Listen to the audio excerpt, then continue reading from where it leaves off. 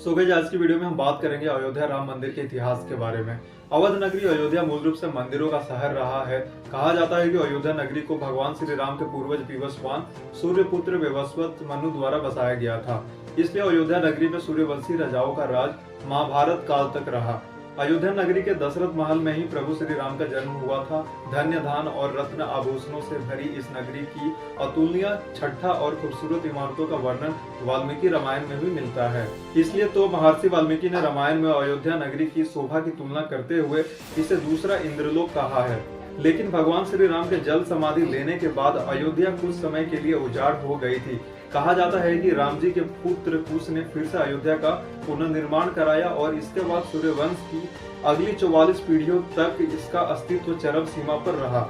इसके बाद महाभारत काल में हुए युद्ध के बाद भी अयोध्या फिर से उजाड़ हो गई। पौराणिक कथाओं कहानियों के अनुसार प्राचीन काल में भगवान श्री राम के जल समाधि लेने के बाद और महाभारत युद्ध के बाद अयोध्या के उजाड़ होने और फिर से बसने का वर्णन मिलता है। लेकिन श्री राम जन्मभूमि अयोध्या और यहाँ बने श्री राम मंदिर को एक नहीं बल्कि कई बार आक्रमणों का सामना करना पड़ा। अयोध्या को नष्ट करने के लिए मुगलों द्वारा कई अभियान भी चलाए गए। मंदिर में बाबरी अभियान भी चलाए गए। मंदिर में बाबरी ढांचा खड़ा किया गया। भव्य मंदिर तोड़ मस्जिद बनवाए गए, लेकिन प्रभु श्री राम की जन्मभूमि कभी नष्ट न हो सकी। वैसे तो अयोध्या नगरी का इतिहास त्रेता युग से भी पुराना है, लेकिन आपको बताएंगे अयोध्या नगरी में विवाद से लेकर विध्वंस, निर्माण और उद्घाटन तक श्री राम जन्मभूमि अयोध्या के करीब 500 सालों के बारे में।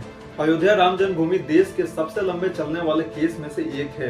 राम जन्मभूमि का इतिहास बहुत पुराना है। 1528 से लेकर 2023 तक श्री राम जन्मभूमि का पूरे 495 वर्षों के इतिहास में कई मोड़ आए। इसे 9 नवंबर 2019 का दिन बेहद खास रहा, जब 5 जजों की संवैधानिक बेंच ने ऐतिहासिक फैसला सुनाया। तो चलिए अब बात करते हैं 1528 के बारे में। मुगल बादशाह बाबर के सिपह सालार मीर बाकी ने विवादित जगह पर मस्जिद का निर्माण कराया।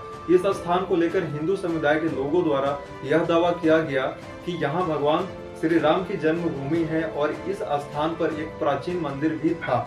हिंदू पक्ष के लोगों ने मस्जिद में बने 3 गुंबदों में एक गुंबद के नीचे भगवान राम का जन्म स्थान बताया। 1853 से लेकर 1949 में श्री राम जन्मभूमि पर जहां मस्जिद का निर्माण किया गया, वहां के आसपास के कई स्थानों पर पहली बार 1853 में दंगे हुए। इसके बाद 1859 में अंग्रेजी प्रशासन ने विवादित स्थान के पास बाड़ लगा दी और मुसलमानों को ढांचे के अंदर, वहीं हिंदुओं को बाहर चबूतरे के पास पूजा करने की इजाजत दे दी। 1949 में अयोध्या श्री राम जन्मभूमि का असली विवाद 23 दिसंबर 1949 को तब हुआ जब मस्जिद में भगवान राम की मूर्तियां मिली। इसे लेकर हिंदू समुदाय के लोग कहने लगे कि यहाँ साक्षात भगवान राम प्रकट हुए हैं। वहीं मुस्लिम समुदाय के लोगों ने आरोप लगाया कि किसी ने चुपके से यहाँ मूर्तियां रखी है। ऐसे में यूपी सरकार ने तुरंत मूर्तियों को वहां से हटाने के आदेश दिए, लेकिन जिला मजिस्ट्रेट के नायर ने धार्मिक भावना को ठेस पहुंचने और दंगों को भड़कने के डर से इस आदेश में असमर्थता जताई। इस तरह से सरकार द्वारा इसे विवादित ढांचा मानकर ताला लगा दिया गया।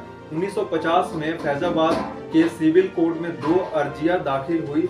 इसमें एक तो विवादित भूमि पर रामलला की पूजा की इजाजत और दूसरी मूर्ति रखे जाने की इजाजत पर थी।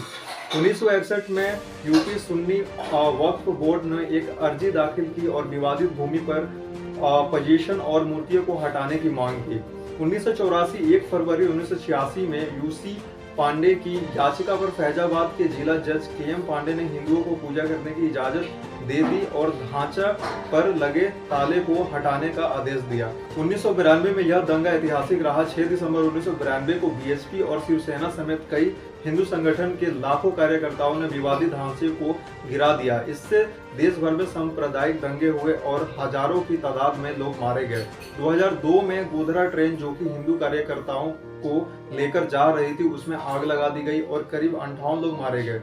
इसे लेकर गुजरात में भी दंगे की आग भड़क गई और 2000 से अधिक लोग इस दंगे में मारे गए।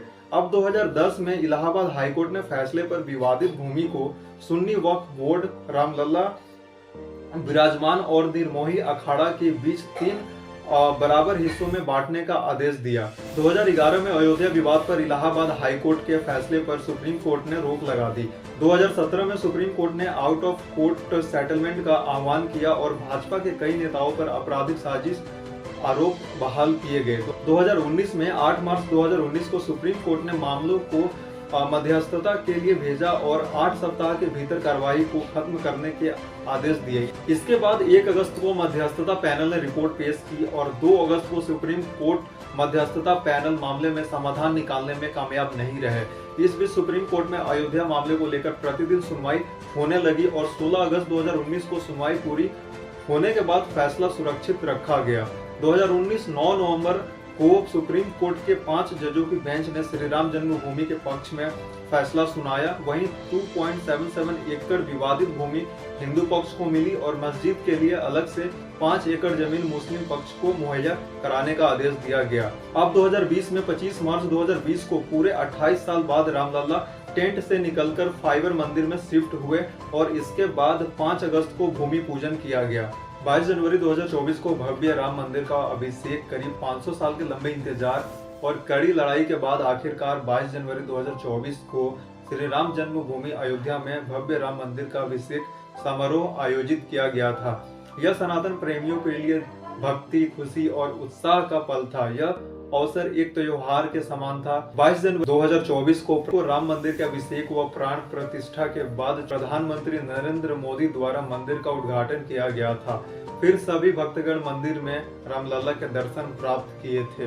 सो गाइस, ये सभी बातें थी राम मंदिर के इतिहास के बारे में। अगर आपको यह वीडियो अच्छा लगे तो इस वीडियो को लाइक शेयर जरूर कीजिएगा और इस चैनल को सब्सक्राइब जरूर कीजिएगा। तो मिलते हैं आपसे अगली वीडियोस में ऐसी वीडियोस लेकर के, तब तक के लिए जय हिंद।